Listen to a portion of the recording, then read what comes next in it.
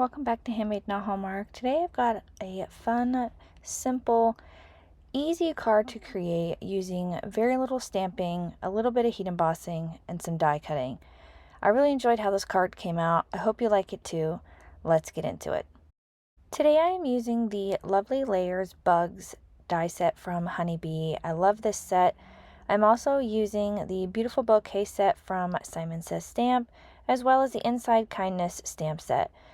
This card is super easy and simple to do. The first thing I did was I cut out a circle from some masking paper. Now, if you have like masking stencils or anything like that, this can easily be done as well.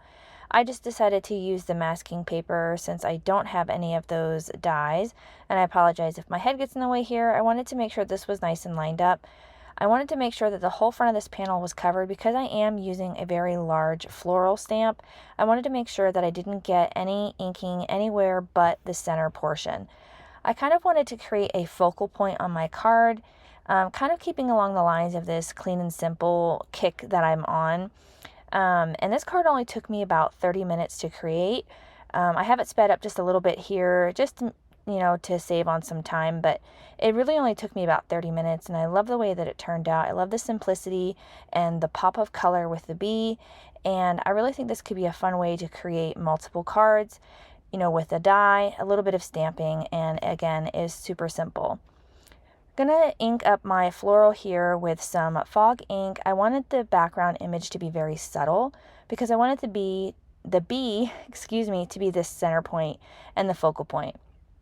So again, I'm just inking up this stamp with some of that fog ink. This is a nice light gray ink. It does dry back a bit, so it's not so bold, but I really wanted you to be able to see the florals.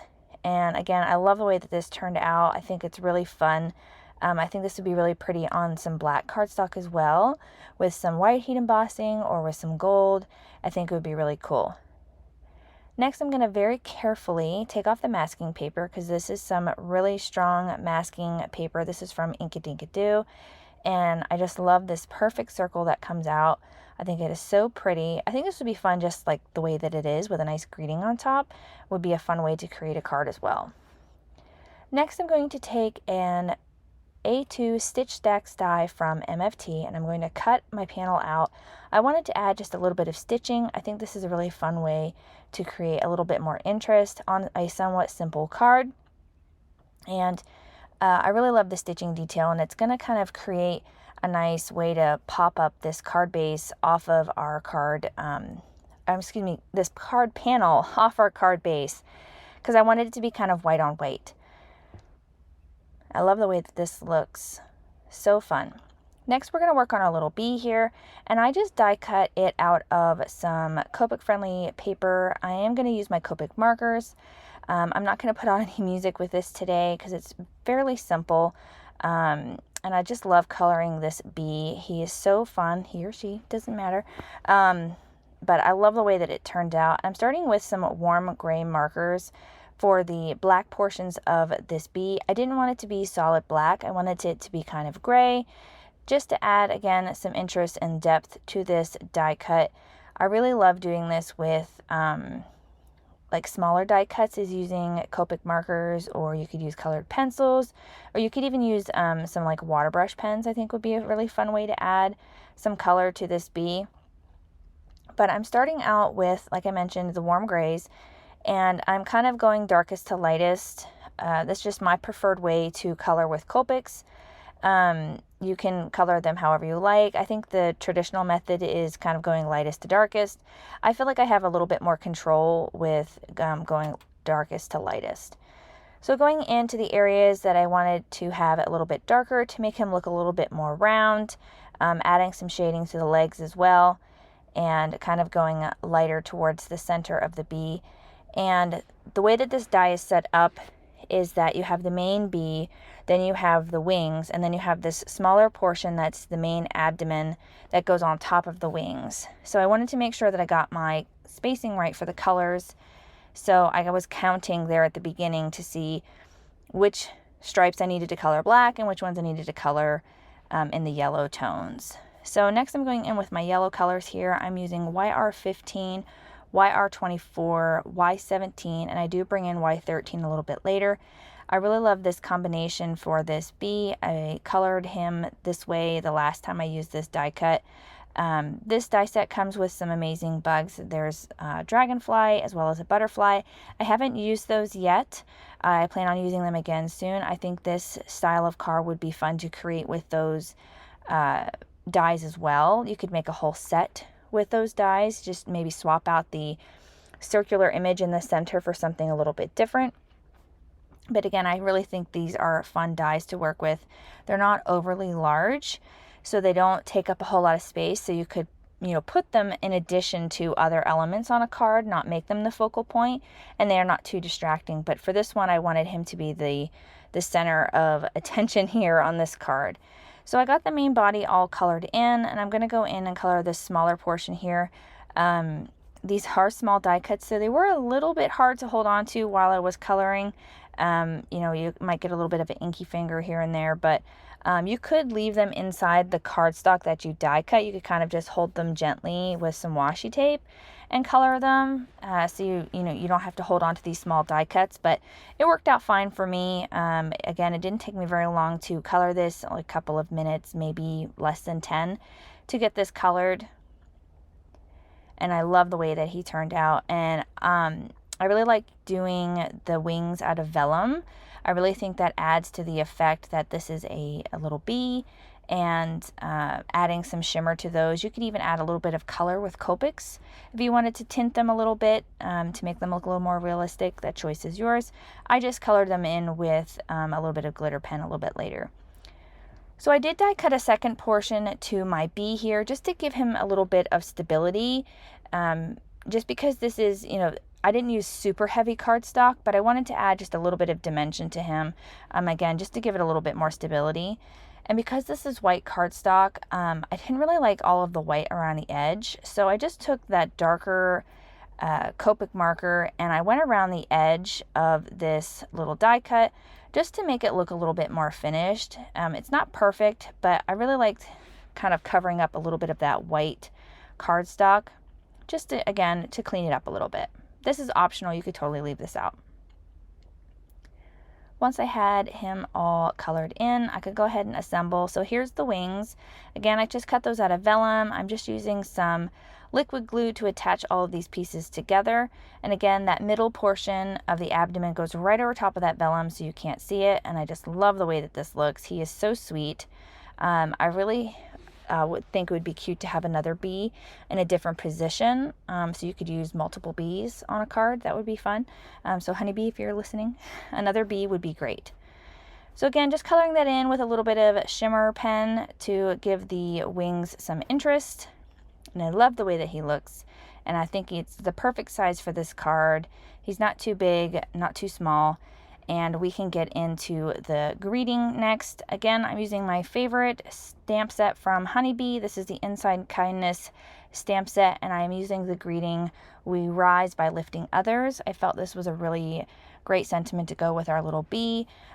Bees, or honeybees, or any other kind of bee, symbolizes loyalty, which I think is a fun way to create a card. And that's what I was going with. This is kind of an open-ended card. This could be used for any occasion whatsoever.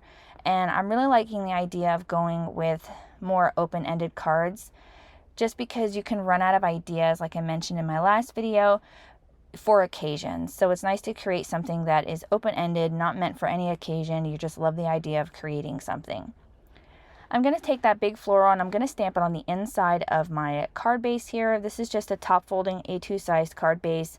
And I just wanted to add that floral back into the inside of the card just because I love it so much. And using this nice light gray ink, you can still write over top of it for any greeting, any occasion. Once I got that stamp all cleaned off, I'm going to go ahead and work on my greeting. I'm just using some black cardstock and I'm going to heat emboss my greeting. As you all know, if you've been following me for a while, this is my favorite way to put a greeting on a card, especially with these greetings from HoneBee. I think they're so perfect, and especially on this card because it is so kind of just basic.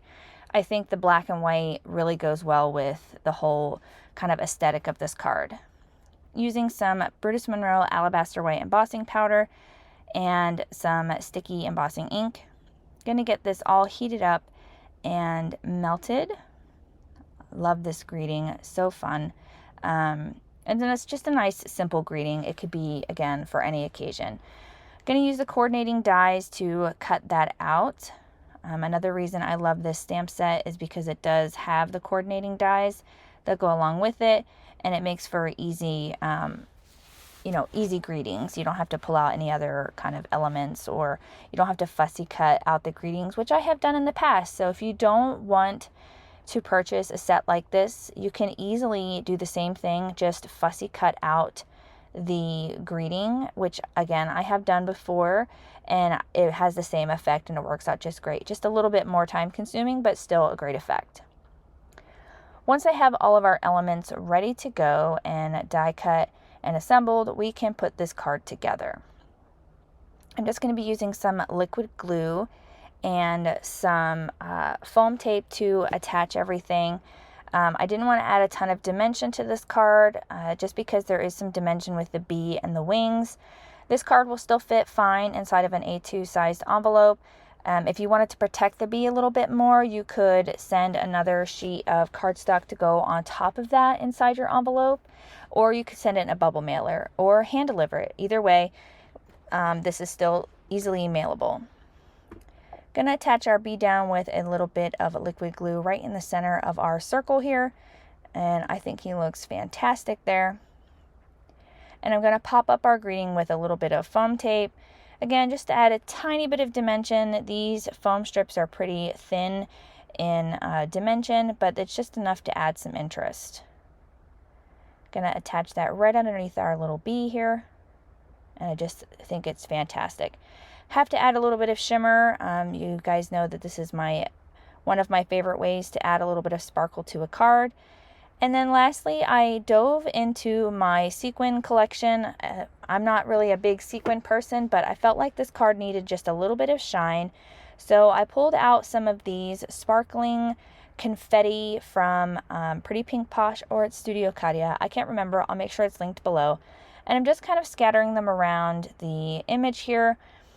These are really nice because they're flat. They're not too distracting. They catch the light enough to create a little bit of interest, but they're not too distracting, and they're really easy to work with. I can struggle sometimes with sequins, that's why I don't use them too much, but I love the way that these ones looked, and I really felt like they added to the card. Once I was happy with the amount, I just took some liquid glue and attached them down. This will dry clear, so you won't see any of the adhesive. And that will finish up this card for today. I really hope you like this simple, easy card with a little bit of die cutting, some heat embossing, and some stamping. A really quick, easy card that you can swap out the images and the die cuts for another really fun, simple, clean card. Again, I hope you enjoyed the video. Have a great day. I'll see you again real soon. Bye.